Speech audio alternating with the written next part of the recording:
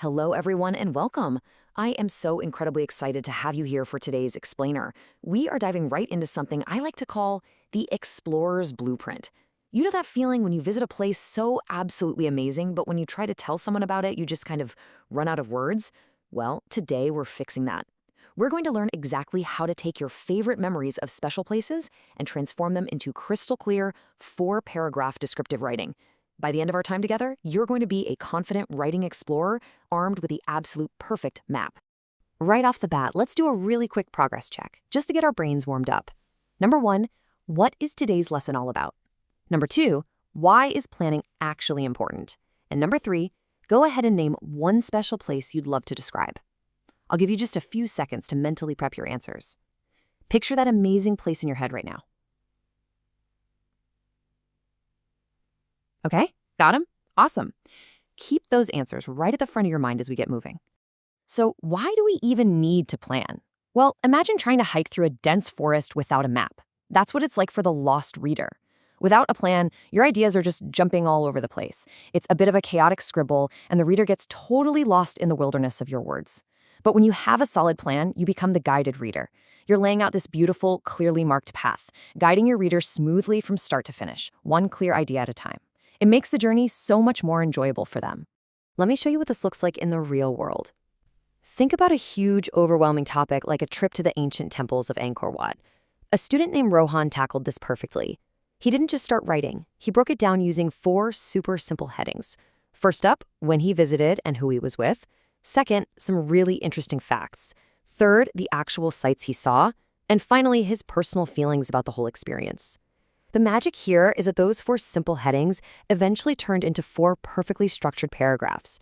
He literally built a clear, walkable path for his reader. Okay, time for another quick check-in, my fellow explorers. First, what were the 4 headings Rohan used? Second, what happens to your reader if you don't use a plan? And third, think back to that special place you pictured a minute ago. How might you use Rohan's headings for your own spot? Just take a quick second to lock those thoughts in.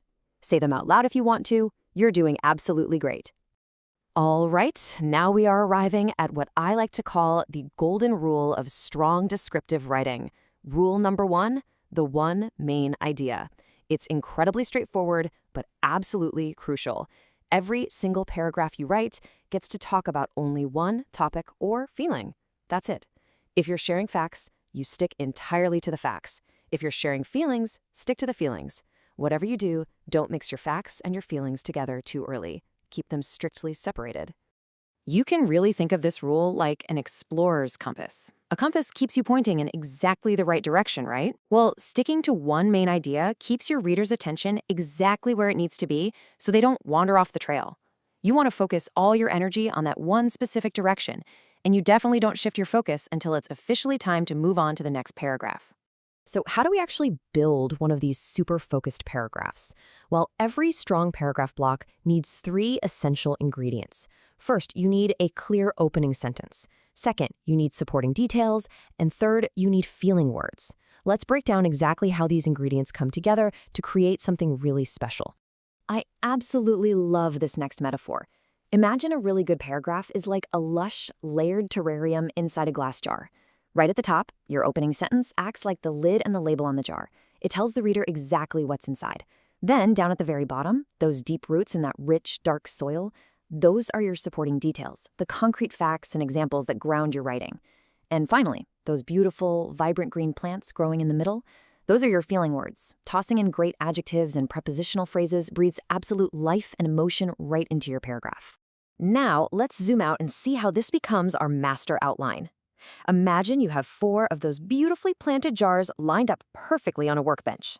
This is exactly how you build a bigger story. Jar 1 holds when and who. Jar 2 holds the facts. Jar 3 is for sights, and Jar 4 is for feelings. If you master how to build just one of these paragraph jars, you can easily line them up and build an entire impressive story with total confidence.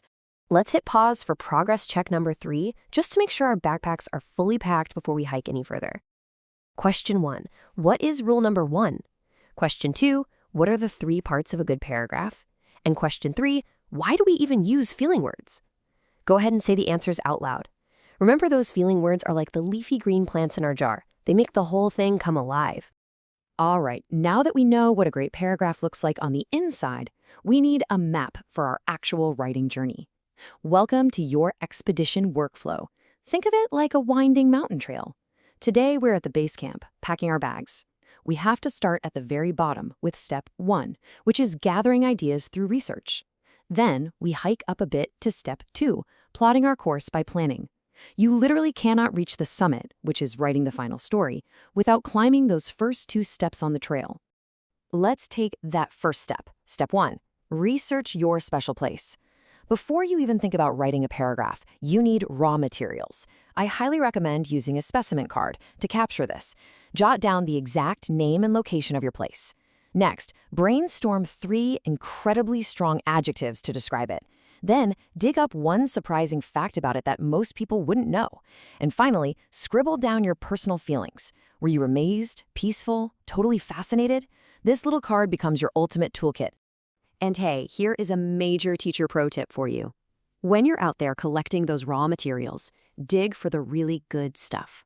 Please don't just use tired, everyday words like nice or good or old. Go for incredibly vivid adjectives like ancient, peaceful, mysterious, or colorful. If you pack strong, exciting words right at the beginning of your trip, your final story is going to be so much richer. Okay, once your specimen card is full, we hike up to step 2, plan your 4 paragraphs. Imagine a big corkboard where we assign a very specific, important job to each paragraph. Paragraph 1 gets the job of when and who. Paragraph 2 is in charge of surprising facts.